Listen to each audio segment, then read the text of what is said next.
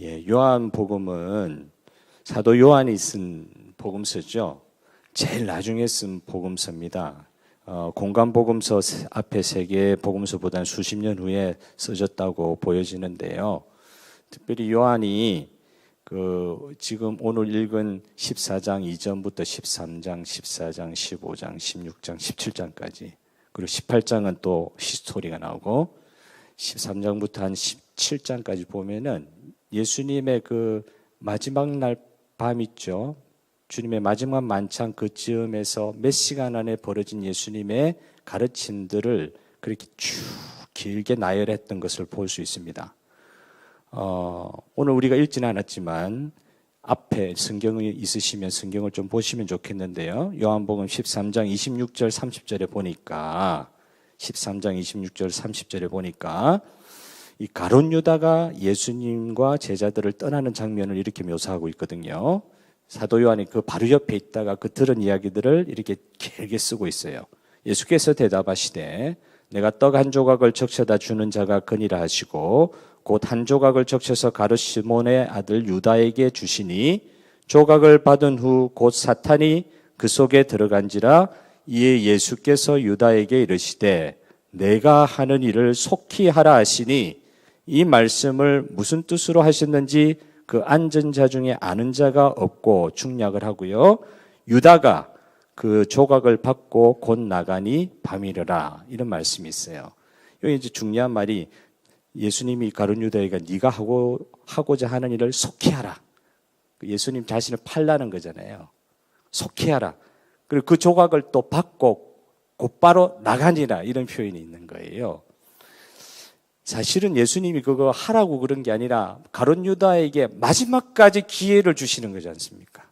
마지막까지 기회를 주셨는데도 가룟 유다는 예수님의 내가 하는 일을 속히 하라는 이 말씀을 얼마나 철석같이 순종하는지 모릅니다. 그러니까 그 조각을 곧 받고 나갔단 말이죠. 청개구리 이야기 아시죠?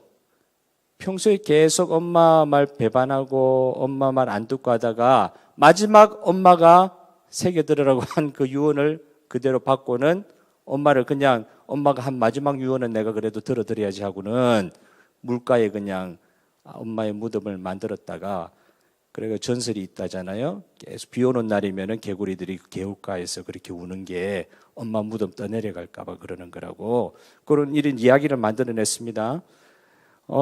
가룟 유다 같은 경우도 순종해야 할 일에는 순종하지 않고 있다가 진짜 순종하지 말아야 될 그 말씀에 순종하는 거예요. 여러분 가룟 유다만 그랬겠습니까? 오늘 예수님의 그 마지막 만찬의 자리에 있었던 그 제자들과의 그 대화가 기가 막히는 거예요. 오늘 우리가 13장부터 계속 읽으면 좋았는데 그렇게 못하고요. 어떻게 이렇게도 동문서답을 할 수가 있을까요? 예수님도 참 희한하시고 그 질문을 하는 제자들도 희한하고 안 들어도 들을 능력이 되지 않아도 끝까지 말씀하시는 그 예수님의 그 끈기가 놀랍기도 하고 그리고 그 예수님의 말씀을 들으면서도 그 말 뜻을 전혀 이해하지 못해가지고 엉뚱한 질문을 자꾸 하는 14장부터 16장까지 쭉 읽어보면은 그 읽는 사람이 안타까울 정도로 그 핀트가 맞지가 않아요. 예를 들면 이런 것입니다. 13장 36절에 행동주의자 베드로 어떻게 예수님에게 질문합니까? 주여 어디로 가시나이까? 주여 제가 지금은 어찌하여 따라갈 수 없나이까? 예수님의 말씀을 잘 이해를 못하니까 행동으로 바로 나오는 거죠. 나 끝까지 주님 따라갈 겁니다. 아무 생각이 없는 베드로의 모습 그대로 드러나고 있습니다. 14장 5절에 회의주의자 도마 이야기는 더 참 재미납니다. 주여 주께서 어디로 가시는지 우리가 알지 못하거늘 그 길을 어찌 알겠사옵나이까? 자꾸 주님 왜 그렇게 다그쳐 물으십니까? 불평하는 그 말투가 보이죠. 매사에 이렇게 말하는 방식 불평이잖아요. 14장 8절에 눈으로 보는 것만 믿겠다고는 합리주의자 빌립 주여 아버지를 우리에게 보여주옵소서 그리하면 족하겠나이다. 예수님의 말뜻을 모르니까요. 막 나오는 대로 그냥 바로 이렇게 나오는 거예요. 질문을 그냥 던지는 거예요. 그런데 이게 예수님의 말을 전혀 이해하지 못하는 상태에서 나오는 말이죠.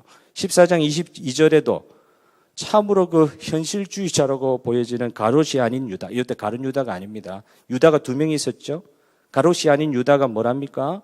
주여 어찌하여 자기를 우리에게는 나타내시고 세상에는 아니하려 하시나이까? 이런 식으로 이야기하면서 예수님을 굉장히 위해 주는 것 같지만 사실은 자기 실속을 차리는 모습을 보여주고 있지 않습니까? 그리고 마지막 전체적으로 제자들이 질문한 게 있어요. 지금 예수님이 도대체 무슨 말씀하신 것입니까? 자꾸 불안하게 왜 자꾸 예수님께서 조금 있으면 우리를 보지 못할 것이라고 그렇게 이야기하십니까? 이런 질문거리들을 제자들이 다 안고 지금 있는 상태입니다. 이런 것들을 이 마지막 만찬 자리에서 제자들은 지금까지도 꿈에도 생각하지를 못하고 있지만 사실은 예수님한테는 지금 굉장히 중요한 시간이잖아요. 마지막으로 제자들에게 할 말을 다 유언과 같이 남기시는 자리지 않습니까? 그런 자리에서 제자들의 그 질문이라는 것이 너무 황당하고 답답한 일 아니겠어요? 가만보니까 가룟 유다가 순종해야지 않아야 될 것에 그냥 철썩 순종하고 나가는 그 행동이나 지금 이렇게 예수님한테 엉뚱한 질문을 계속하고 있는 제자들의 상태가 그렇게 별반 다르지 않게 보입니다. 예수님은 자신의 마지막 사역의 시간을 제자들과 보내시면서 정말 예수님에 대해 전혀 알지 못하는 그들을 오히려 책망하지 아니하시고 온유하게 부드럽게 끝까지 붙드시는 모습을 보여주시고 계세요. 질문 엉뚱한 계속 해도 여기서 좀 느끼는 바가 없으십니까? 그런 경우 있잖아요. 장례식에 가서 보니까 젊은 엄마 아빠 중에 한 분이 돌아가셨을 때 그 옆에 이제 철도 들지 않는 어린아이가 아빠 엄마가 지금 죽었단 말이에요. 장례를 하는데도 아빠 사진이 이렇게 크게 걸려 있는 걸 보고 아빠 언제 와? 자꾸 엄마한테 묻는 거죠. 엄마가 우는 이유를 모르는 거예요. 아빠 언제 와? 아빠 언제 와? 자꾸 그러는 거야, 애들이. 철이 없으니까. 전혀 아빠의 죽음에 대해서 알 리가 없죠. 그런 개념이 없으니까. 그런 제자들을 향하여 주님께서 지금 14장부터 17장까지 계속해서 말씀하신 그거를 공간복음에는 이렇게 자세히 나오지 않아요. 마태, 마가, 누가복음에 이렇게 내용이 자세히 되어 있지 않아요. 요한은요, 그거에 생각이 난 거예요. 그리고 수십 년이 지난 이후에 예수님의 그 마음이 이해가 되는 거예요. 마지막 유언의 자리에서 전부 다 예수님께 질문하는 게 마음에 든 거를 다 보여주잖아요. 이제는 얼마 안 남았단 말이에요. 우리가 하나님의 나라 혹은 예수님께서 다시 세울 그 나라에 이런 자리 저런 자리 올라가야 될 텐데 갑자기 예수님이 자기 조금 이따 떠난다 그러고 이렇게 불안하게 이야기하니까 제자들이 얼마나 그 엉뚱한 질문들을 계속 해댔냐 말이죠. 사실 요한도 그때는 전혀 알지 못했습니다. 전혀 알지 못했습니다. 그러나 성령 받고 나서 예수 그리스도의 구속의 사역이 끝나고 나서 그 깨달은 거예요. 우리가 얼마나 무진몽매한 상태에서 지금 마지막 시간을 주님과 보냈던가 그게 깨달아진 거예요. 그런데 여기 지금 제가 무슨 말씀 드리려고 이렇게 길게 서론을 드리냐면은 이 장면이 뭐냐면 예수님이 성령 하나님에 대해서 가장 길고도 정확하고도 자세하게 이야기하신 부분이에요. 아무것도 모르는 제자들에게 지금은 죽었다 깨어나도 알 수 없는 그 제자들에게 주님이 같이 지금 가르치시고 있는 내용이 내가 지금 떠날 것인데 그러나 너희들 두려워하지 마라. 담대하라. 내가 세상을 이긴 것 같이 너희들이 세상을 이기게 될 것인데 그럼 누굴 통해서 그런 역사가 일어날 것이냐? 내 대신 오시게 될 보혜사 성령 하나님 때문에 너희들이 결국은 승리할 것이다. 그걸 유언으로 지금 던지고 있는 이 내용을 이렇게 장황하게 몇 장에 걸쳐가지고 설명을 하시는 거예요. 이런 컨텍스트에서 이런 문맥에서 예수님께서 성령님에 대해서 제자들에게 가르치셨다는 사실이 중요한 것 같습니다. 이런 문맥에서 전혀 알아먹지 못하는 전혀 알 수도 없고 깨달을 수 없는 그들에게 지금 성령 하나님에 대해서 예수님이 설명하시는 거예요. 여러분 여기서 우리가 분명히 알아야 될 것은 우리가 성령 하나님을 지식적으로 알아가지고 되는 게 아니잖아요. 성령 하나님이 이런 분이다 저런 분이다, 우리가 아무리 그분의 모습에 대해서 우리가 보지도 못할 분들을 영이신 그분에 대해서 아무리 이렇다 저렇다 그분에 대해서 about, 그러니까 뭐뭐에 대해서 그분에서 아무리 설명을 한들 그분은 우리가 알 수 있는 게 없단 말이죠. 우리가 성령님을 안다고 했을 때 그건 무엇입니까? 예수님을 제자들이 3년 동안 따라다니면서 예수님과 눈으로 보고 그의 말씀을 듣고 손을 만지고 직접 이렇게 삶을 살아가면서 그렇게 경험했고 겪었던 그 예수님, 제자들이 겪었던 예수님처럼 당신들이 앞으로 맞이하게 될, 당신의 심령으로 맞이하게 될 성령 하나님도 그렇게 체험해야 된다는 걸 이야기하고 계십니다. 제자들이 예수님께 그랬듯이 성령님을 인격적으로 알아야 할 것을 이야기하시는 그 문맥 가운데 이 성령에 관한 진리를 예수님께서 직접 전하고 계신 것이죠. 예수님이 전하시는 성령님의 모습, 내일 이제 새벽 기도를 우리가 해야 되기 때문에 오늘 성령님의 말씀 우리 민감해야 되잖아요. 그래서 빨리 마쳐야 되는 걸로 제가 민감하게 받아들이고 좀 빨리 진행을 할게요. 3가지만 이야기를 좀 하겠습니다.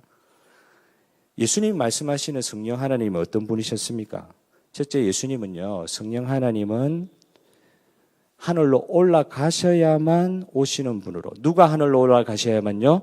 자신이, 예수님이 자신의 구속사역을 마치고 가셔야만 오시는 분으로 말씀하고 있어요. 구약시대에도 성령님은 계셨잖아요. 그리고 역사하셨잖아요. 그런데 예수님의 구속사역을 마치시고 승천하신 이후에 본격적인 성령의 사역이 시작되지 않습니까?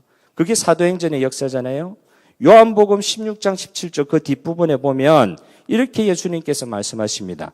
내가 떠나가는 것이 너희에게 유익이라. 이 말씀을 하세요. 예수님께서. 내가 떠나가는 것이 너희에게 유익이라. 사실 이 말씀은 제자들에게 있어서는 가장 공포스러운 말이잖아요. 이제는 너희들이 나를 눈으로 보지 못할 것이다. 나는 너희를 떠나갈 것이다. 제자들 어떻습니까? 예수님 함께 계셔야죠. 예수님 이때까지 우리가 따라다녔는데 당신이 계셔야 우리가 한 자리 차지하죠.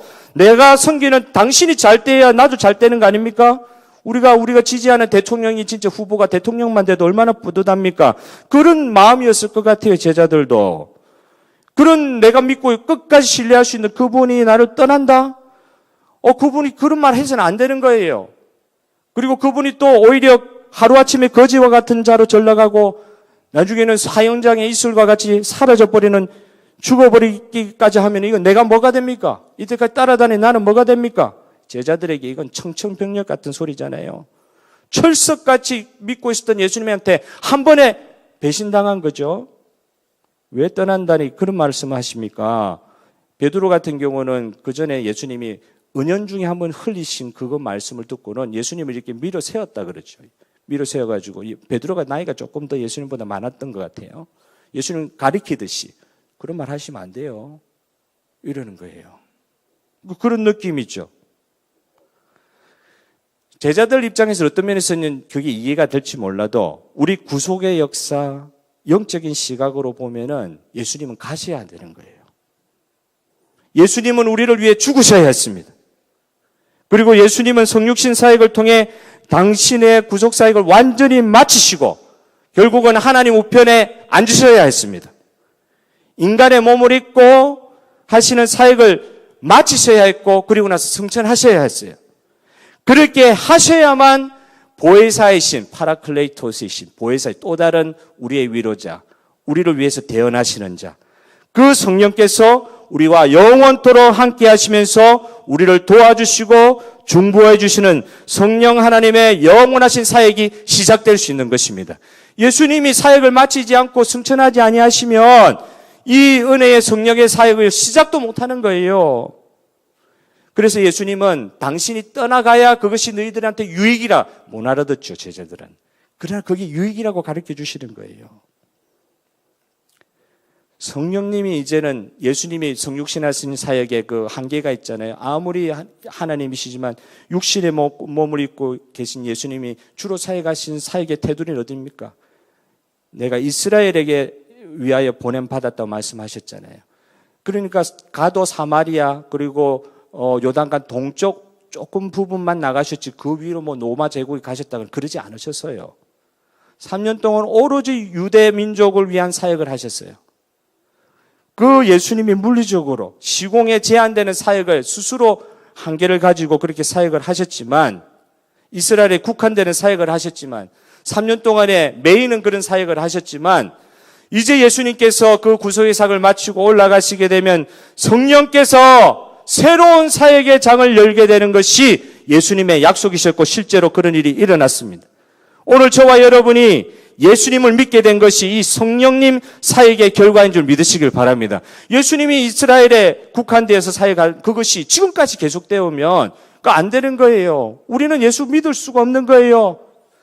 예수님께서 그 구속의 사역을 완성하시고 하늘의 우편에 앉아 계시는 그 사역을 하시면서 성령이 이제 대신해서 예수님의 사역을 테이크오버해서 이 땅에서 사역을 감당하게 하실 때에 참 놀라운 일이 일어나게 된 것이죠. 저와 여러분이 예수님과 성령님과 성부 하나님이 삼위일체 하나님의 놀라우신 구원의 계획 속에서 구원받게 된 것을 하나님께 영광 올리시기를 바랍니다. 이게 그냥 되어진 일이 아니죠. 예수님이 일하고 끝났다 그게 아니라 감당하지도 못할, 준비도 되지 못할 그 제자들, 결국 배반하고 도망갈 그 제자들에게, 알아먹지도 못하는 제자들에게 너희들이 감당하지 못할 것이나 내가 다시 가서 너희를 위해 보낼 성령께서 너희에게 임하시면 하나님께서 너희에게 베풀어 주실 놀라운 구원의 사역의 역사가 완성될 것이라는 것을 주님께서 약속하시는 것입니다.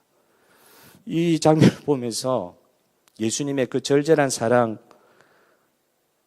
자기가 떠나면은 감당하지 못할 이 제자들 그냥 놔두시지 아니하시고 자기를 대신하여 사역하실 성령님을 이 땅에 남겨놓고 가시는 그 예수님의 아주 절박하고도 절절하고도 빈틈없는, 우리를 한 사람도 놓치지 아니하시고 우리 한 부분도 놓치지 아니하시는, 과연 우리의 구세주이시고 우리의 창조주이신 그 하나님의 은혜를 찬양합니다. 그래서 성령 하나님을 이렇게 연결시키는 거예요. 너희 지금은 감당이 안 되지만 성령께서 내가 이가 떠나서 하나님의 우편에 앉을 것이지만 이게 내가 떠나는 것이 아니라 오히려 너희들을 위하여 더 큰 구원의 사역을 완성하실 성령께서 너희들을 지켜주실 것이라 하는 것이 예수님의 그 마지막 유언 같은 그런 따뜻한 말씀이셨어요. 우리와 영원토록 함께 하시는 분이 바로 성령님이시고, 믿습니까? 예수님과 우리와 영원토록 함께 하시도록 만들어주시는 분도 성령인 줄 믿습니다. 그 성령 하나님에 대한 약속을 하고 계시는 장면이에요. 예수님이 또 둘째로 성령 하나님에 대해서 어떻게 이야기하십니까? 예수님이 이렇게 말씀하셔요. 성령 하나님은 예수님의 말씀을 생각나게 해주시는 분이시고 예수님을 증언하는 분이라고 말씀을 하고 있습니다. 성령은 분명히 하나님이시고 예수님의 부리는 비인격적인 능력, 그 부리는 영이 아니라고 말씀하시는 거예요. 성령을 받으라 이런 말에 우리가 조금 잘못 이해할 수 있는데 성령은 예수님의 부리시는 영이 아니에요. 성령 하나님 인격적인 하나님이라고 말씀하십니다. 그런데도 중요한 것은 성령 하나님은 늘 예수님께 모든 것이 초점이 맞추어진 사역을 하시는 분이에요. 성령의 역사와 주시는 은혜의 선물, 은사가 놀랍고 대단하지만 절대로 성령은 예수님과 상관없는 사역을 하시는 분이 아니십니다.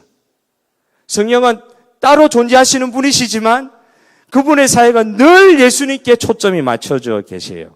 제자들에게 예수님의 말씀에 생각나게 하시는 분이 성령님이시라고 14장 26절에 말씀합니다.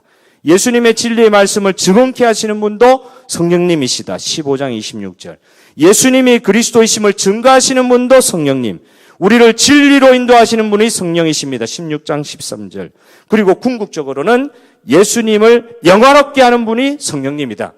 성령님이 하시는 모든 사역은 예수님에게 다 초점이 맞춰져 있어요. 따라서 성령에 관한 진리에 있어 가장 중요한 점은 성령께서 자신 스스로 홀로 역사하시거나 자신만이 중심된 사역을 하는 분이 아니라는 점이 중요합니다.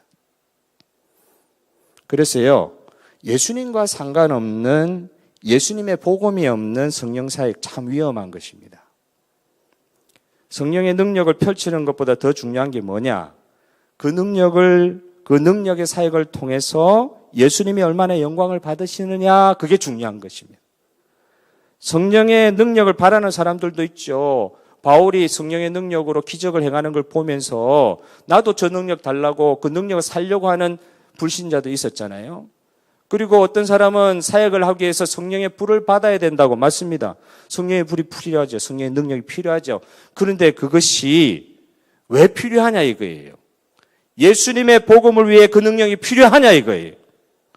기적을 행하는 사람이 주인공이 되면은 이것은 예수님과 예수님의 복음과는 전혀 상관이 없습니다. 성령의 능력으로 은사로 병 고치고 기적이 일어난다 할지라도 예수님과 예수님의 복음과 상관이 없으면 아무것도 아닙니다. 너무 심합니까? 성경에 그렇게 돼 있어요. 예수님과 상관없는 기적은 아무것도 의미가 없어요. 그 사람이 병 고침 받아가 살아났다 할지라도 예수님의 복음과 상관이 없는 것이면 그 아무것도 의미가 없어요. 병 낫고 나서 천국 못 가면 그것보다 불행한 인생이 어디 있습니까? 예수님의 이름으로 하는 사역이 바로 성령 사역인데, 태어나면서부터 안전뱅이 된 자를 일으킬 때 베드로가 한 말 우리가 기억하죠. 여러분 아십니까? 아시는 분은 한번 외워보십시오. 은과 금은 내게 없거니와 내게 있는 것을 네게 주노니 나사렛 예수 그리스도의 이름으로 일어나 걸어라. 할렐루야. 누구의 이름으로요? 그를 일으키고 싶은 불순 동정심이 생겼죠. 그를 일으킨 능력도 기도 가운데 성령 충만함을 입었죠. 정말 마음이 있죠. 근데 여기서 어떤 능력을 어떤 식으로 발현시키느냐, 그 사람에게 어떤 것을 선포하느냐. 성령 충만한 베드로는요, 예수 그리스도의 이름으로 병 고치는 사역을 감당한 거예요. 무엇의 능력으로요? 예수 그리스도의 이름을 가지고 그 일을 감당한 거예요. 베드로 안에 계시는 성령은 스스로 말하지 않으세요. 성령님이 그런 능력이 없어서 그러시는 게 아니라 베드로 안에 계신 성령님이라 할지라도 예수 그리스도의 이름으로 베드로가 사역하게 하시는 것입니다. 예수님과 예수님의 복음을 높이는 것이 성령님이 하시는 역할인 줄 믿으시기를 바랍니다. 그렇기 때문에요, 어떨 때는 우리가 시들시들하고 능력이 없어 보이는 것도 이것도 하나님께서 성령 충만에 증거로 쓰실 때가 있어요. 스펄전 목사님 같은 분이 이런 말을 했습니다. 하나님께서 자기 백성을 영적으로 새롭게 하실 때, 성령 충만케 하실 때 하나님을 대적해서 높아진 육신의 모든 영광과 아름다움을 시들하게 하고 쇠퇴케 하실 때도 있다. 누구의 이름을 높이기 위해서요? 예수님의 이름을 높이기 위해서, 예수님의 복음의 영광을 높이 올리기 위해서. 어떨 때는요, 내가 이 어깨 힘 들어간 거 이거 살짝 빼실 때도 있는 거예요. 그래서 나는 시들시들하지만 오히려 나의 약한 모습을 통하여 복음의 그리스도의 영광이 충만하게 드러나게 한다고 하실 때는 그렇게라도 하신다는 거예요. 그래서 어떨 때는요, 성령 충만의 결과와 육신 충만의 결과를 헷갈리게 하는 육감주의를 우리 굉장히 주의해야 될 때가 있습니다. 육감주의라고 할 때 이제 필이잖아요. 이게 이제 성령께서는 인격적으로 임하시기 때문에 어떨 때 이 드러나는 이 현상들을 보고 그게 모든 게 집중이 돼가지고, 여기서 이제 조심해야 될 것이 성령이 하시는 일을 제한하고 성령을 해방해서는 안 돼요. 성령이 하시는 일을 우리 해방하면 안 됩니다. 실제로 그리스도인이라면 절대 그럴 수 없습니다. 성령 해방하라는 일을 할 수가 없어요. 그럼에도 불구하고 예수님과 상관없는 성령의 사역은 없다는 점에 주의를 기울여야 합니다. 예수님과 상관없는 성령의 사역은 없습니다. 성령이 우리 가운데 충만히 거하셔서 우리를 주관하시도록 우리를 내어드리는 것이 성령 충만의 놀라운 은혜의 임재의 하나의 계기가 될 수 있습니다. 성령은 우리가 성령 충만한 사람이라고 해서 성령을 부리는 게 아니에요. 우리는 성령을 우리의 사역에 동원하는 사람이 아니에요. 성령 충만한 사람은 어떤 사람이냐? 성령 하나님께 나를 내어드리고 나를 온전히 주관하시도록 내어드려서 성령 하나님께서 예수 그리스도의 이름을 높여드리실 수 있도록 우리를 주님 앞에 내어드리는 것이 성령 충만한 자의 하나의 표징인 줄 믿으시기를 바랍니다. 성령이 온전히 우리를 주관하게 하지 못할 때 우리의 강팍함, 우리의 완고함이 오히려 성령을 근심시킨다고 했을 때 이것은 예수님만을 높이는 성령 충만한 삶이 아닙니다. 여러분, 저와 여러분은 예수님이 승천하시고 난 이후에 전무후무한 성령의 은혜의 시대를 살아가고 있습니다. 오늘 저와 여러분은 성령께서 인류를 하여금 하나님께 역동적으로 돌아오게 하시는 시대를 살아가고 있어요. 성령님께 우리를 내어드림으로 말미암아 예수님의 이름을 높여드리는, 그래서 복음의 역사가 이 성령님의 역사로 말미암아 편만하게 드러나는 우리의 삶과 사역이 되시기를 주님의 이름으로 간절히 축복드립니다. 축원드립니다. 여러분, 정말로 우리 주 예수 그리스도의 영 성령에 내 자신을 주관토록 내어드리는, 내가 성령을 절대 부리거나 성령의 사역 자체의 모든 것이 마음이 다 나가서 예수 그리스도의 복음 사역과 전혀 상관없는 방향, 나의 강팍함과 완고함마저도 사역의 재료가 되어버리는 그런 어려운 가운데는 있지 않아야 될 것입니다. 그러니까 예수님이 말씀하시는 성령님의 사역은 뭐냐? 성령님은 예수님을 항상 증거하고 예수님을 드러내는 것이 성령님의 사역의 핵심이다. 마지막으로 세 번째로, 예수님은 오늘 이 시대를 성령의 시대, 복음의 시대, 구속사역이 완성된 시대로 선포하고 계십니다. 오늘 이 시대가 무슨 시대라고요? 성령의 시대다. 한번 따라하겠습니다. 성령의 시대. 예수님께서 당신의 사역을, 구속사역을 완성하시고 그 이후의 사역을 성령께서 주장하게 하실 때에 그의 복음의 사역을 높이 드러내게 하시고, 그리고 그 예수 그리스도의 완성된 구속사역을 예수 그리스도의 성령을 통해서 발견하고 받아들이고 영접한 자마다 구원을 얻게 되는 놀라운 은혜의 시대가 우리 가운데 활짝 열리게 되었습니다. 저와 여러분이 그 결과물이잖아요. 우리가 유대인도 아닌데 어떻게 주님을 믿을 수가 있었어요?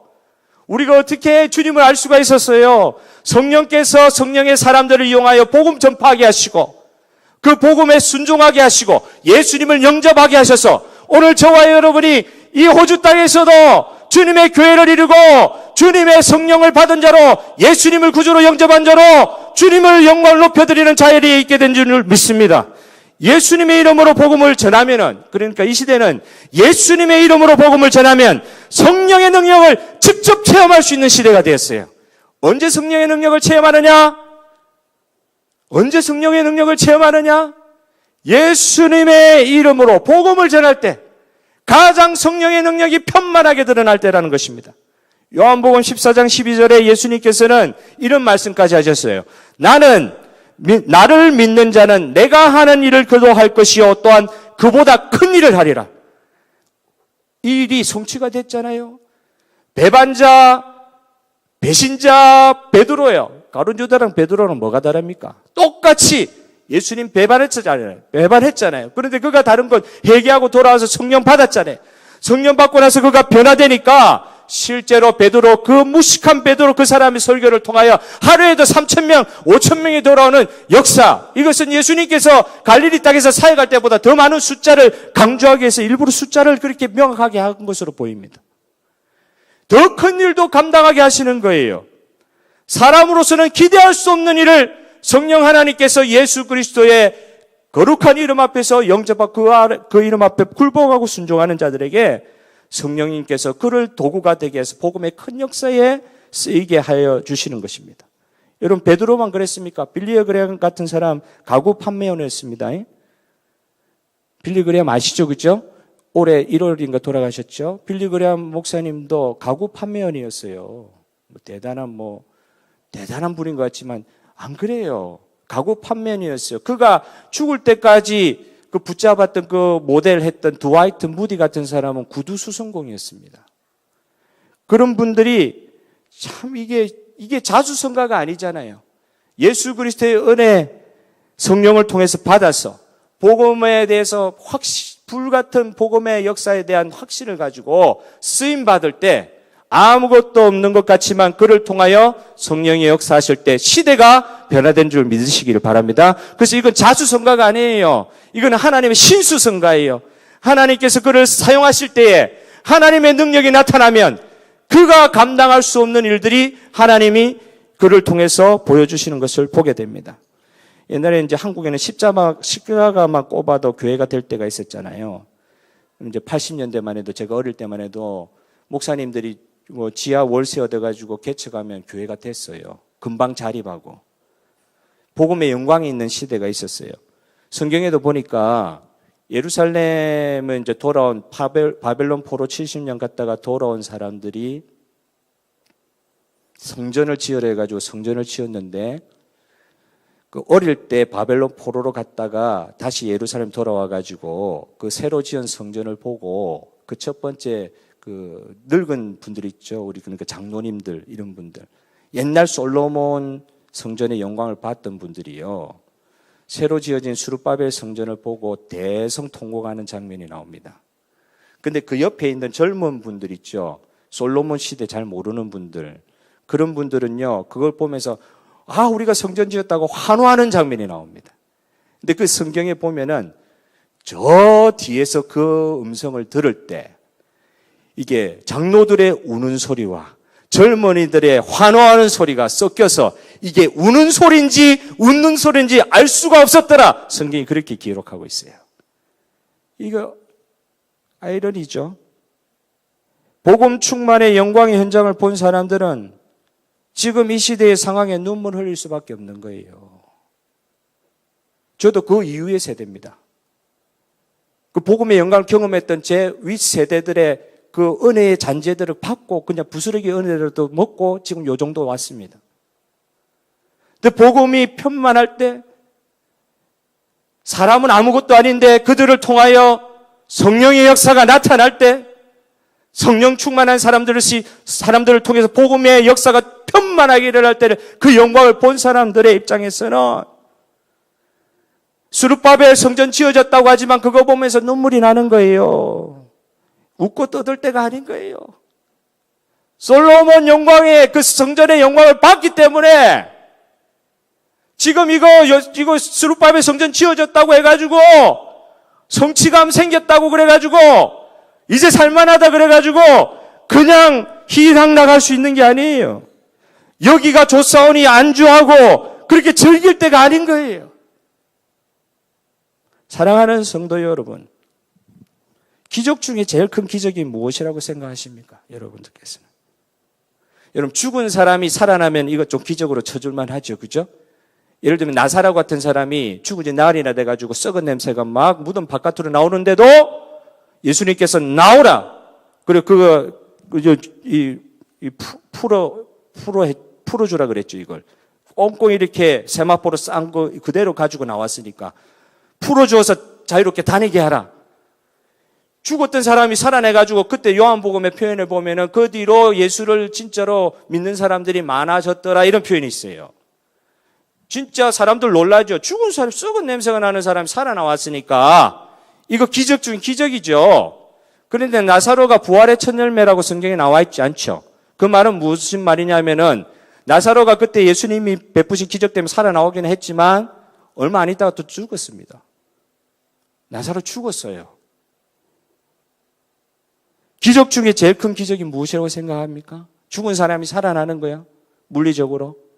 죽을 병에서 노인받은 거예요. 안 될 것 같은 불가능한 일이 가능하게 된 거예요. 여러분, 기적 중에 기적은 한 사람의 영혼이 예수 그리스도를 통하여 새 생명 얻는 게 가장 큰 기적이라고 주님께서 말씀하셨어요. 한 생명이 천하보다 귀하다 그러셨어요. 진정한 의미에서 예수님을 구세주로 인정하고 예수님을 자기의 삶의 주인으로 모시는 이것이 그냥 되어지는 일이 아니고 이게 기적 중에 기적이다. 저와 여러분이 이 시간에 눈에 보이지도 않는 예수님을 우리가 2000년 전에 언제 예수님을 봤다고요? 우리가 성령님을 눈으로 봅니까? 그러지 못한 상태에서 주님을 구주로 고백하고 성령 충만을 받아 예수를 구주로 고백하며 그의 복을 우리 마음속에 간직하게 된 게 이게 기적 중에 기적인 줄 믿으시길 바랍니다. 이게 제일 큰 기적이에요. 성령 충만의 확실한 증거가 무엇입니까? 복음 충만한 많은 전도자를 통해서 그 사람들의 어줍잖은 전도의 미련한 말 한마디를 통해서 예수 그리스도를 구주로 고백하는 것이 제일 큰 기적입니다. 죽을 병에 걸렸다가 살아났지만 다시 죽는 거예요. 그러나 영원한 생명의 문제가 해결된 그것이 우리가 받을 수 있는 가장 큰 기적 중에 기적의 역사가 복음의 역사, 성령의 역사를 통해서 우리 가운데 일어난 것입니다. 그것 때문에 우리가 쓰임받는 거예요. 성령 충만을 우리가 왜 받아야 됩니까? 여러분 이 시간 한번 곰곰이 생각해 보면 우리가 왜 성령 충만 받아야 됩니까? 따지고 보면 성령 충만은 예수 그리스도의 복음의 충만입니다. 다른 말로 하면 예수님이 충만이에요. 예수 그리스도의 복음을 열방 가운데 전하는 제자로서의 삶을 살기 위해서 성령께서 오늘 우리에게 오신 그런 충만입니다. 내가 복받아 잘 살고 성령 충만해서 기쁨의 삶을 살고 신기한 능력이 나를 통해서 드러나고 이런 것도 중요한데요. 그런데 이런 것들은 사실 부수적인 거예요. 복음 복이 돼 부수적인 거예요. 진짜 중요한 복은 무엇입니까? 하나님께서 왜 우리들을 성령 충만하게 하시기를 원하십니까? 우리로 하여금 복음 사역을 감당하게 하시기 위하여 성령 충만하게 하시는 줄 믿으시길 바랍니다. 여러분 이거예요. 성령 충만, 왜 성령 충만하도록 그렇게 주님께서 그렇게 원하시는 것입니까? 복음의 사역을 감당하게 하시기 위하여. 근데 이제 이게 주객이 전도가 돼가지고 진짜 중요하게 생각해야 될 거 생각하지 못하고 이제 육감주의를 좀 조심해야 될 것이 기저 그래가지고 기저해가지고 나오면 어떻게 할 건데요? 다시 죽잖아요. 그건 하나의 표징밖에 되지 않아요. 진짜 중요한 것은 영원히 죽을 수밖에 없는 나를 우리 주 예수 그리스도의 영을 우리 주 예수 그리스도를 구주로 인정하게 하시는 성령의 역사로 말미암아 내가 구원받은 것 이것이 기적 중에 기적이다. 이것이 놀라운 은혜로 저와 여러분 오늘 이 밤에 확실하게 붙드시길 바랍니다. 그래서 오늘부터 기도하실 때 그전에도 기도하셨겠지만 성령 충만을 구하십시오. 나에게 능력 달라 구하십시오. 그런데 어떻게 해요? 두렵고 떨고 있던 제자들이요 성령 충만의 역사에 의해 담대한 복음 전도자로 변화된 줄 믿으시기를 바랍니다. 저와 여러분이 복음 전도자로 변화시키기 위하여 성령 충만의 역사가 오늘도 일어날 것입니다. 필요하시면 기적도 허락하실 것입니다. 그 영혼을 구원하게 하시기 위하여 우리 하나님께서 주시는 성령의 은혜를 사모하고 구하십시오. 그건 언제 확실하게 확증되느냐? 나를 통해서 예수 그리스도의 복음의 능력이 나타나기를 원할 때 그때 그 사모함을 주님께서 불쌍히 여겨주시고 성령 충만케 하시는 역사를 주실 것입니다. 오직 성령이 내게 임하시면 너희에게 임하시면 너희가 권능을 받고 예루살렘과 온 유대와 사마리아와 땅끝까지 이르는 내 증인이 되리라 하시니 능력 받아 뭐 할 건데요? 증인 되라고 하신 거예요. 능력 받아가 뭐 할 거냐고요? 예수 그리스도의 복음이 온 열방 가운데 전하도록 하는데 증인 되게 하시는 성령의 능력이 오늘 편만하게 우리 가운데 임재하시기를 소원합니다. 사랑하는 성도 여러분, 성령의 시대는 이미 예수 그리스도의 구속사역의 완성을 통하여 시작된 줄로 믿으시기를 바랍니다. 성령 하나님은 예수 그리스도께서 승천하시고 모든 것이 끝났다고 할 그때부터 새로운 시대를 열어가신 분이십니다. 그 새로운 시대를 우리가 지금 살아가고 있는 것입니다. 성령의 시대는 복음 충만의 시대인 줄 믿으시기를 바라요. 성령 충만의 역사는 언제 가장 확연하게 드러나게 됩니까? 예수님의 복음이 드러날 때 성령 충만의 역사가 일어나는 줄 믿으시길 바라요. 내 같은 사람을 통해서도 주님께서 성령을 통해서 역사하여 주심으로 말미암아 복음이 전해지게 하실 때에 구원받지 못할 것 같은 그 사람이 구원받게 되는 역사가 일어난다고 했을 때 이것이 성령 충만의 결과인 줄 믿으시기를 바랍니다. 우리는 전무후무한 성령 충만의 시대를 살아가고 있어요.